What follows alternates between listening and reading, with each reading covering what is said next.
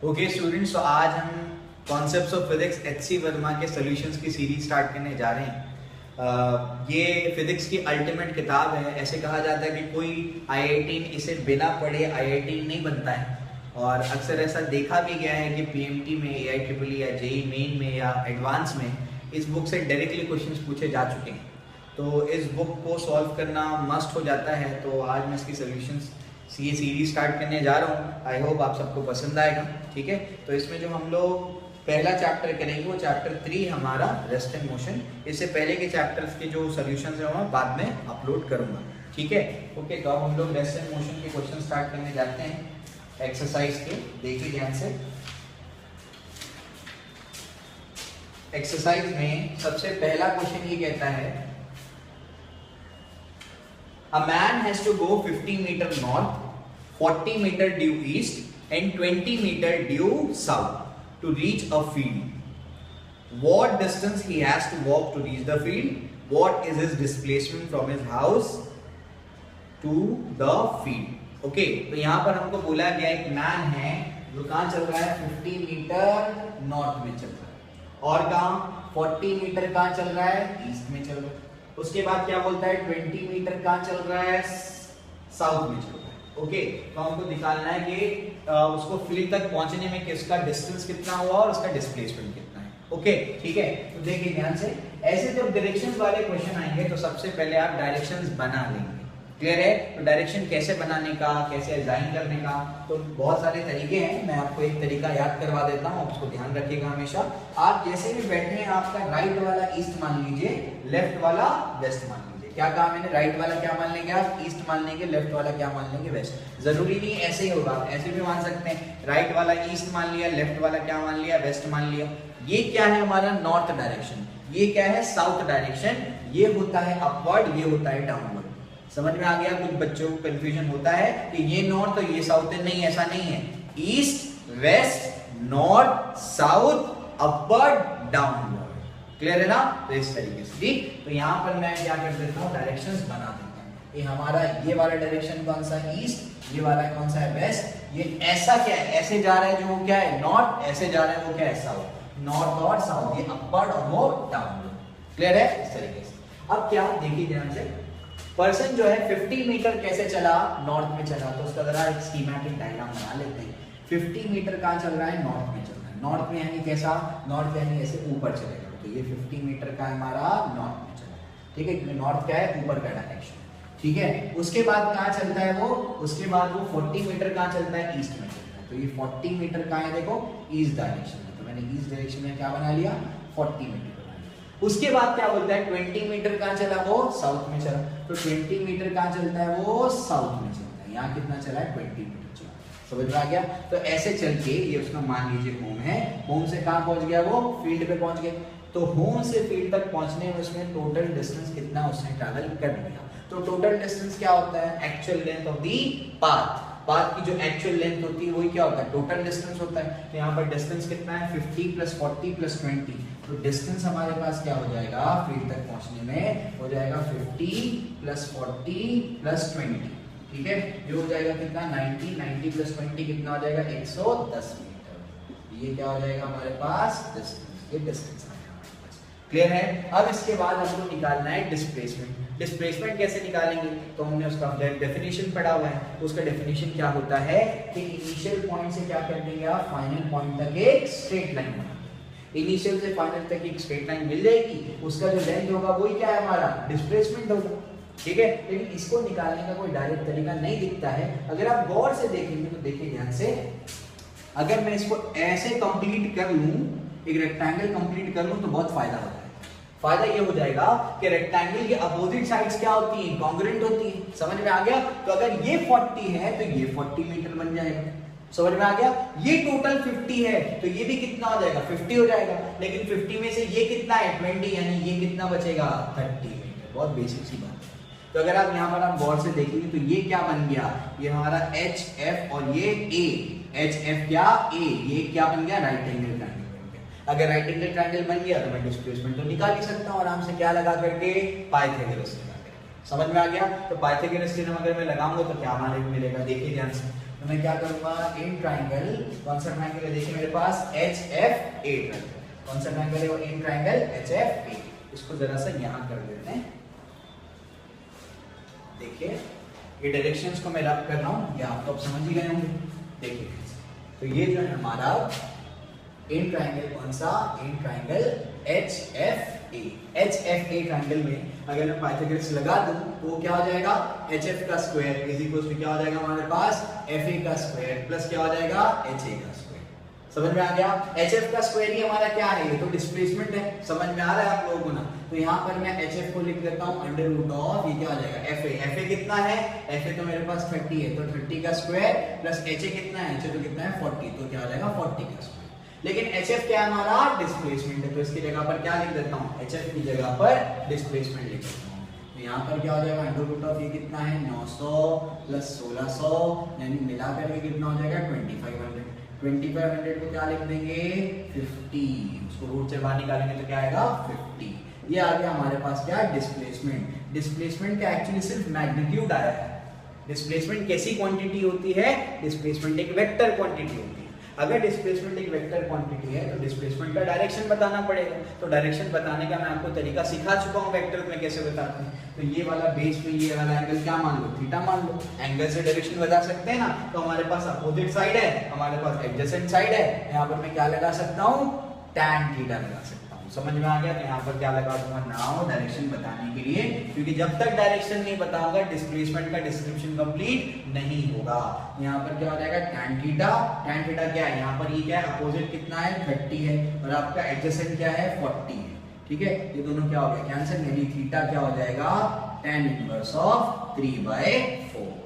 समझ में आ गया। और ये कौन से डायरेक्शन में है, नॉर्थ टू ईस्ट के डायरेक्शन में। कौन से, नॉर्थ टू, क्योंकि ये ईस्ट है हमारा और ये क्या है नॉर्थ है, तो उसको कैसे बोलते हैं, नॉर्थ टू ईस्ट डायरेक्शन। समझ में आ गई बात, क्लियर है। इतना सिंपल सा प्रॉब्लम। ओके, सेकंड क्वेश्चन क्या कहता है, a particle starts from the origin, goes along the x-axis to the point 20 meter, 0, and then returns along the same line to the point minus 20 meter, 0. Find the distance and displacement of the particle during the trip. ठीक है, एक particle है जो origin से start करता है और along the x-axis travel करता है। तो सेकंड वाला क्वेश्चन क्या बोलता है कि आपके पास एक पार्टिकल है जो कहाँ ट्रैवल कर रहा है, along the x-axis। तो मान लेते हैं हमारा क्या है x-axis, उसमें ये क्या हमारा ओरिजिन। ठीक है, ओरिजिन से स्टार्ट करता है और along the x एक्सिस चलता है और कहां पहुंच जाता है, ओरिजिन से वो पहुंच जाता है, मान लीजिए यहां पर क्या है 20 मीटर, ये 20 मीटर है और ये कॉमा 0, ये वाला वो बनेगा हमारा पॉइंट। समझ में आ गया, 20 मीटर, 0। तो यहां से चलता है 20 मीटर, 0 पहले कैसे। ठीक है, उसके बाद क्या बोलता है, and then returns along the same line to the point minus 20 meter, 0। उसी लाइन के along फिर से क्या होता है, रिटर्न होता है, फिर से यहाँ पर ऐसे चलता है और कहाँ पहुंच जाता है, वो कहीं यहाँ पहुंच जाता है। कहाँ पर ये minus 20 meter, 0, यानी ऐसे चलता है और चलते चलते कहाँ पहुंच गया, अभी ऐसे रिटर्न आकर के यहाँ पहुंच गया। ठीक है, पहले ऐसे गया, फिर ये ऐसे आकर के कहाँ पहुंच गया, minus 20 meter, 0 पर। क्लियर है। अब आगे बोलता है आपको find the distance and displacement of the particle during the trip. इस ट्रिप में पार्टिकल का डिस्टेंस और डिस्प्लेसमेंट कितना होगा, ये आपको पता करना है। समझ में आ गया। ठीक है, अब डिस्टेंस कितना होगा वो देख लेते हैं। सबसे पहले देखिए ध्यान से, डिस्टेंस क्या होता है, length of the actual part covered. तो जाने में उसने कितना लिया है, 20 मीटर। ठीक है, पहले यहाँ पहुंचा, फिर आया 20 मीटर, फिर यहाँ पर फिर से कितना गया, 20 मीटर। मैग्नीट्यूड में तो 20 है, यानी जाने का 20, आने का 20 और यहाँ पर फिर से ये कितना है 20। तो समझ में आ गया, यानी सब मिलाकर के कितना हो गया, 60 मीटर हो गया। ये आपका क्या बन गया, डिस्टेंस बन गया। समझ में आ गया। अब हम बात करते हैं किसकी, डिस्प्लेसमेंट की। दूसरा हमको क्या पूछा उसने, डिस्प्लेसमेंट पूछा कि डिस्प्लेसमेंट क्या है। डिस्प्लेसमेंट क्या होता है, हमने सीखा है, इनिशियल से फाइनल तक की क्या होती है, स्ट्रेट लाइन होती है। इनिशियल पॉइंट ये है, फाइनल पॉइंट ये है, वो कैसे भी गया उससे हमें लेना देना नहीं। तो इनिशियल से फाइनल तक अगर आप स्ट्रेट लाइन बना देंगे तो कितना आएगा, -20 मीटर। समझ में आ गया। ये नेगेटिव क्या बता रहा है, ये नेगेटिव बता रहा है ये ओरिजिन से कहां पर है, लेफ्ट साइड पे। यहां पर लिख देंगे negative sign shows that the particle's displacement is to the left side of origin. Origin के कहां पर है वो? लेफ्ट साइड पर। समझ में आ गया? तो बहुत ही सिंपल सा question. Okay students, next question क्या है? It is 260 kilometre from Patna to Ranchi by air and 320 kilometer by road. An aeroplane takes 30 minutes to go from Patna to Ranchi, whereas a deluxe bus takes 8 hours. Find average speed of the plane, average speed of the bus, average velocity of the plane, average velocity of the bus. यहाँ पर आपको चार चीजें पूछी हुई हैं और question में कुछ दिया हुआ है। उसने बोला है कि अगर आप क्या करेंगे, एरोप्लेन से जाएंगे पटना से रांची पर, तो आपको 260 किलोमीटर चलना पड़ेगा। समझ में आ गया? 260 किलोमीटर का क्या है उसमें फासला है। और अगर आप क्या करेंगे, रोड से जाएंगे, बाय रोड जाएंगे, तो आपको 320 किलोमीटर चलना पड़ेगा, यानी 320 किलोमीटर का फासला है। ठीक है।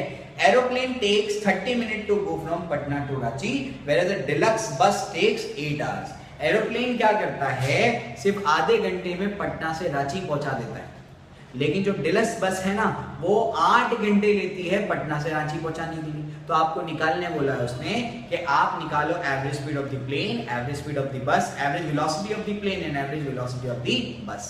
इस क्वेश्चन में एक अजम्पशन करना होता है, मैं थर्ड वाले केस में बताऊंगा वो अजम्पशन क्या है, उसके बिना आपका आंसर मैच नहीं करेगा। तो ध्यान दीजिएगा जरा, वो अजम्पशन क्या होगा, ध्यान दीजिए। तो सबसे पहले क्वेश्चन में बोला क्या है उसने, थर्ड क्वेश्चन हमारा, कि जब बाय एयर जाएंगे, यानी बाय एरोप्लेन जाएंगे, ऐसे लिख देता हूँ, बाय एरोप्लेन जाएंगे, एरोप्लेन से अगर जाएंगे तो पटना से रांची पहुंचने के लिए कितना है, 260 किलोमीटर, और इसमें कितना टाइम लगता है, 30 मिनट लगता है। समझ में आ गया? और जब बाय रोड जाएंगे, अगर आप बाय रोड जाते हैं तो बाय रोड में पटना से रांची पहुंचने में आपको कितना लगेगा, 320 किलोमीटर, इतना फासला है 320 किलोमीटर का। और आपको कितना लगेगा बाय रोड, यानी डिलक्स बस से जा रहे हैं आपको 8 घंटे लग जाएंगे, 8 आवर्स लग जाएंगे, ये दिया हुआ। समझ में आ गया? अब आपको निकालने क्या बोला है, ये सब तो गिवन था, आपको निकालने बोला है कि निकालिए average speed of the plane कितनी है, ए पार्ट में। बी पार्ट में आपको पूछा है उसने कि एवरेज स्पीड ऑफ दी बस कितनी है, और सी पार्ट में आपको पूछा है average velocity of the plane कितनी है, और डी पार्ट में आपको पूछा है एवरेज वेलोसिटी ऑफ द बस कितनी है। समझ में आ गया? तो आपको चार चीजें पूछी है उसने, कैसे निकालेंगे एक एक करके देखते हैं। सबसे पहला average speed of the plane देखते हैं। Average speed of the plane जब हम लोग को देखना है तो एवरेज स्पीड का फॉर्मूला क्या होता है, एवरेज स्पीड का फॉर्मूला होता है total distance divided by total time. तो जब वो प्लेन से जा रहा है पटना से रांची, तो उसने टोटल डिस्टेंस कितना ट्रैवल किया, 260 किलोमीटर।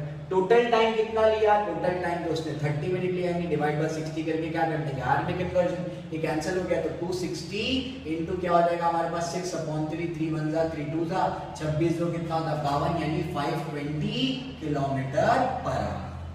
समझ में आ गया? 520 किलोमीटर पर आवर क्या होगी इसकी एवरेज स्पीड हो गई। बहुत ज्यादा वेलोसिटी, बहुत ज्यादा है, ठीक है ना। अब इसके बाद क्या, सेकंड पार्ट पे जाते हैं।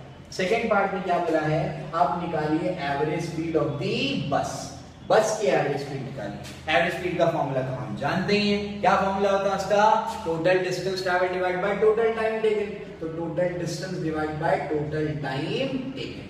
समझ में आ गया? अब टोटल डिस्टेंस कितना उसने लिया, तो 320 किलोमीटर। बाय रोड तो क्या लिया, बस से 320 kilometre, divide by total time कितना लिया, 8 1 जा 8 4 जा 0, यानी कितना है 40 किलोमीटर पर आवर। ये हमारी नॉर्मल स्पीड है बस। समझ में आ गया? अब इसके बाद आगे चलते हैं। थर्ड पार्ट में उसने क्या बोला है, उसने पूछा है average velocity of the plane निकालिए। एवरेज वेलोसिटी का फॉर्मूला क्या होता है, एवरेज वेलोसिटी होता है total displacement by total time. क्या होता है, total displacement divide by total time, ये होता है। अगर आप गौर से देखेंगे, यहाँ पर एक अजम्पशन करेंगे कि जो प्लेन है वो स्ट्रेट लाइन में चला है। क्या अजम्पशन करेंगे आप, कि जो प्लेन है वो कैसा चला है, स्ट्रेट लाइन में चला है। तो एक चीज मैंने आपको comparison of distance and displacement में पढ़ा दी थी कि अगर कोई बॉडी क्या करे, स्ट्रेट लाइन में चले, तो वहां पर distance is equals to magnitude of displacement हो जाता है। समझ में आ गया? तो यहाँ पर हमने क्या अश्यूम कर लिया कि जो प्लेन चला वो कैसा चला, स्ट्रेट लाइन में चला। अगर वो स्ट्रेट लाइन में चल रहा है तो जितना डिस्टेंस है उतना ही क्या हो जाएगा, डिस्प्लेसमेंट का मैग्नीट्यूड बन जाएगा। तो डिस्टेंस हमने कितना लिया था प्लेन के लिए, 260 लिया था, तो डिस्प्लेसमेंट भी कितना हो जाएगा, 260 हो जाएगा।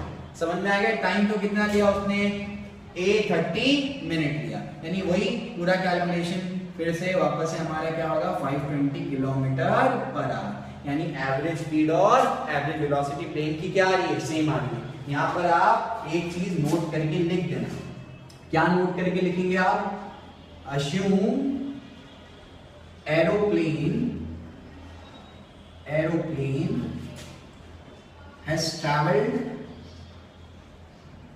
in a straight line. क्या अश्यूम करना है, एरोप्लेन कैसा चला है, सिर्फ स्ट्रेट लाइन में चला है, तभी आपका आंसर मैच होगा।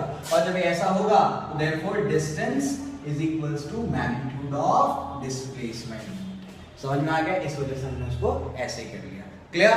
अब देखिए ध्यान से डी वाले पार्ट पे जाते हैं, ठीक है? आई होप आप लोग ये इसको पॉज करके लिख लेंगे। मैं डी वाला पार्ट यहाँ करा देता हूँ, देखिए ध्यान से, ध्यान दीजिए। यहाँ पर अभी हम लोग को डी वाले पार्ट में क्या निकालना है, डी वाले पार्ट में हमको निकालना है कि एवरेज वेलोसिटी ऑफ द बस कितना है। क्या निकालना है, एवरेज वेलोसिटी ऑफ द बस कितना है।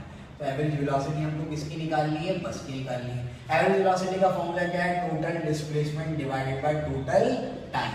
क्या होता है वो, total displacement divided by total time. अब मैंने आपको comparison of distance and displacement में एक और बात बताई थी थ्योरी की क्लास में, आपको याद होगा, आपको पॉइंट लिखवाया था मैंने, ध्यान दीजिए। उसमें हमने कहा था कि अगर कोई दो पॉइंट्स हैं, अगर कोई दो पॉइंट्स है ए एंड बी, तो डिस्टेंस के बहुत सारे वैल्यू हो सकते हैं। ये भी डिस्टेंस हो सकता है, ये भी डिस्टेंस हो सकता है, ये भी डिस्टेंस हो सकता है, लेकिन डिस्प्लेसमेंट का तो सिंगल वैल्यू होता है। इनिशियल से फाइनल तक की स्ट्रेट लाइन की जो लेंथ बनेगी वही डिस्प्लेसमेंट होता है। समझ में आ गया? तो पटना से रांची तक का डिस्प्लेसमेंट अभी हमने लिया, कितना लिया वो, 260 किलोमीटर। तो चाहे वो प्लेन से जाए चाहे वो बस से जाए, जो डिस्प्लेसमेंट है वो तो क्या होने वाला है, सेम रहने वाला है। समझ में आ गया? तो यहाँ पर मैं क्या लिख दूंगा, टोटल डिस्प्लेसमेंट के लिए कितना होगा, 260 डिवाइड बाय टोटल टाइम उसने कितना लिया, टोटल टाइम तो उसने लिया 8 आवर्स। समझ में आ गया? अब इसको कैलकुलेट कर लेते हैं। 8 1 जा 8, 8 3 जा 24, कितना बच गया 2, फिर क्या हो जाएगा 8 2 जा क्या हो जाएगा 16, कितना बच गया 4 बच गया, फिर यहाँ पर पॉइंट लेके 0 8 5 जा 40, यानी कितना आया 32.5 किलोमीटर पर आवर। समझ में आ गया? अभी भी आंसर कंप्लीट नहीं हुआ है, जिसमें हमने क्या निकाला, एवरेज वेलोसिटी निकाली। और मैंने आपको कंपैरिजन वाले पार्ट में बताया था कि एवरेज वेलोसिटी वेक्टर होती है। तो अभी तो सिर्फ मैग्नीट्यूड बताया ना, तो उसका डायरेक्शन कहाँ है, डायरेक्शन भी बताना पड़ेगा। उसका डायरेक्शन होता है पटना टू रांची, और सेम यहाँ पर भी इसका भी डायरेक्शन क्या होगा, पटना टू रांची। समझ में आ गया? तो याद रखिएगा, इस तरीके से हमने क्या कर लिया, इस क्वेश्चन को सॉल्व कर लिया। अजम्पशन याद रखना, हमने एरोप्लेन को क्या माना है कि वो कैसा चला है, स्ट्रेट लाइन में चला है, तभी आपका आंसर मैच कर पाएगा। क्लियर है ना?